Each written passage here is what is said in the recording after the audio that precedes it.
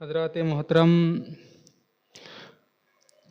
ابھی میں نے جس آیت کریمہ کی تلاوت کا شرف حاصل کیا، اللہ رب العزت قرآن مقدس میں ارشاد فرماتا ہے،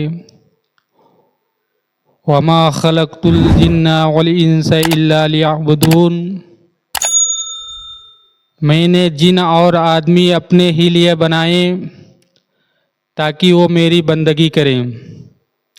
حضرات محترم، عزیزان ملت اسلامیہ، اس میں کوئی شک نہیں کہ اللہ تبارک و تعالی دانائے راز، حکیم المطلق اور مدبر کائنات ہے۔ اس کا کوئی کام حکمت اور مصلحت سے خالی نہیں۔ مثال کے طور پر آسمان کا سامیانہ ہو یا زمین کا مخملی فرش، سورج کی تمازات ہو یا چاند کی چمکاہٹ، ستاروں کی برات ہو یا قطاروں کی برسات، یا فرشتوں کا وجود یا جنوں کی پیدائش، دیگر حیوانات جمادات کا ظہور، کوئی شے مصلحت الہی سے خالی نہیں۔ آئیے حضرات اسی موضوع پر غور کرتے ہیں کہ آخر یہ انسان کا جو جم غفیر دنیا کے اندر کیوں بھیجا گیا اور اس کی پیدائش کا کیا مقصد ہے۔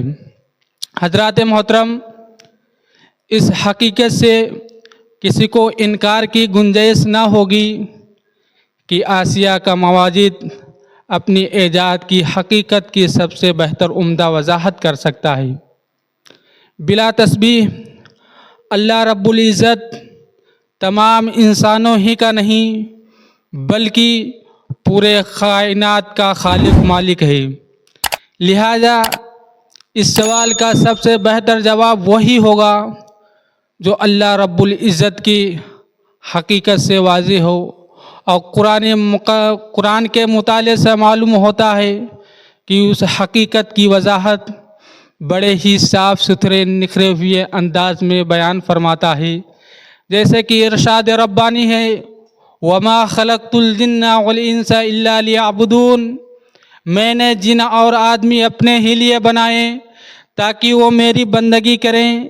یہاں پر کسی کے ذہن میں یہ شبہ پیدا ہو سکتا ہے کہ انسانوں اور جنوں کے علاوہ اور دوسری بھی مخلوق ہے جو اللہ تعالیٰ کی عبادت اور بندگی، تسبیح تحلیل میں مصروف ہے، یا صرف انسان اور جنات ہی اس کی تسبیح و تحلیل کرتے ہیں۔ اس شبہ کا قرآن مقدس میں متعدد جگہوں پر ازالہ کیا گیا، اور یہ بات ذہن نشیں ہے کہ خدا کی عبادت اور اس کی بندگی، اس کی تسبیح تحلیل صرف انسان ہی نہیں بلکہ کائنات کی ہر ایک چیز اللہ رب العزت کی پاکی اور بزرگی بیان کرتی ہے، جیسا کہ ارشاد ربانی ہے، سبح للہ ما فی السماوات والارض وہو العزیز الحکیم۔ اللہ کی پاکی بولتا ہے جو کچھ آسمان و زمین میں ہے، عزت و حکمت والا ہے۔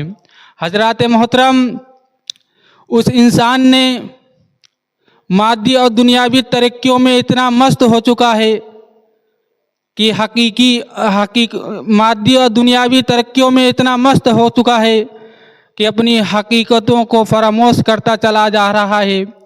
آج انسان جسم کو سجانے سنوارنے کے لیے کیا کچھ نہیں کیا جا رہا ہے۔